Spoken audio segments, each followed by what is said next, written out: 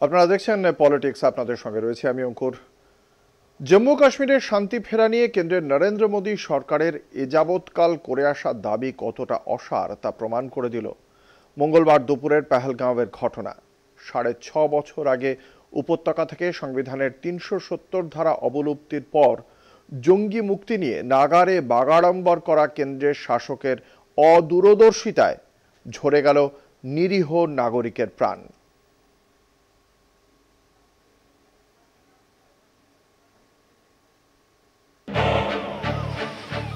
সপ্তদশ লোকসভা ভোটের মুখে পুলওয়ামায় আধার সেনার কনভয়ে আত্মঘাতী জঙ্গি হামলার পর দেশজুড়ে উগ্র জাতীয়তাবাদের মোড়কে হিন্দুত্বের হাওয়া বইতে থাকে।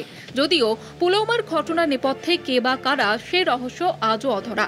দ্বিতীয় দফায় ক্ষমতায় বসার মাস চারেকের মাথায় সংসদে জম্মু কাশ্মীরের সংবিধানে ৩৭০ ধারা অবলুপ্তি ঘটান নরেন্দ্র মোদী। সংসদের দুই কক্ষেই বিরোধীদের তুমুল প্রতিবাদ সত্ত্বেও সংখ্যাগরিষ্ঠতা জোরে প্রস্তাব পাশ করিয়ে নিয়েছিলেন মোদী শাহ জুটি। কেন্দ্রের দাবি ছিল জম্মু কাশ্মীরের জঙ্গি হামলা মুক্ত হয়ে উপত্যকার উন্নয়ন গতি পাবে। ৩৭০ ধারা অবলুপ্তির পর রাজ্যের মর্যাদা হারিয়ে কেন্দ্রশাসিত অঞ্চলে পর্যবসিত হয়। বিধানসভা ভোটও হয় নির্বিঘ্নে। সেই দৃষ্টান্ত তুলে ধরে কেন্দ্রের কাশ্মীর নীতি নিয়ে ব্যাপক প্রচারে নামে বিজেপি। ৩৭০ ধারা লোপের প্রেক্ষাপটে গোটা দেশে জনমত গঠনে সরকারি পৃষ্ঠপোষকতায় কাহিনী চিত্র তৈরি হয় বলিউডে। সংসদে প্রধানমন্ত্রী মোদী উপত্যকায় শান্তি ফিরে আসার দাবি জানিয়ে ভাষণ দেন।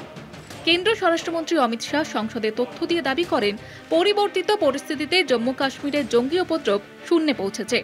মোদী শাহের কাশ্মীর নীতি বস্তুত বিজেপির রাজনৈতিক হাতিয়ার হয়ে উঠেছিল। শুধু বলিউডের সিনেমা থেকে ভারতের নিরাপত্তা উপদেষ্টা অজিত দোভালের জম্মুর রাস্তায় দাঁড়িয়ে আম জনতার সঙ্গে বিরিয়ানি খাওয়ার দৃশ্য, সবকিছুর কেন্দ্রবিন্দুতে ছিল হিন্দুত্বের রাজনীতি। কংগ্রেস সহ বিরোধীদের মোকাবিলায় জম্মু কাশ্মীরের শান্তি প্রতিষ্ঠার বিজ্ঞাপন হয়ে ওঠে মোদী শাহের রাজনীতির অন্যতম উপাদান। কিন্তু পেহেলগাঁওয়ের ঘটনায় বিপাকে বিজেপি।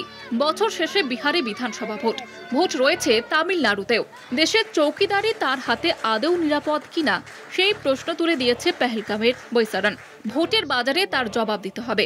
একই সঙ্গে কূটনৈতিক স্তরেও পাকিস্তানকে সামাল দিতে হবে মোদীকে। প্রশ্ন উঠতে শুরু করেছে পেহেলগাঁওয়ের ঘটনা নিয়েও।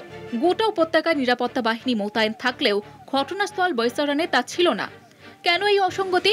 ধর্মের পরিচিতির ভিত্তিতে বাছাই করে হত্যা করা হয় বলে অভিযোগ। স্বভাবতই নিরাপত্তা দিতে সরকারি ব্যর্থতাকে ছাপিয়ে এই ঘটনাকে নিয়ে সংঘ পরিবার যেভাবে বিভাজনের রাজনীতির ইন্ধন যোগাতে তৎপর, তা ধর্মনিরপেক্ষ নাগরিকদের কাছে সবিশেষ উদ্বেগের।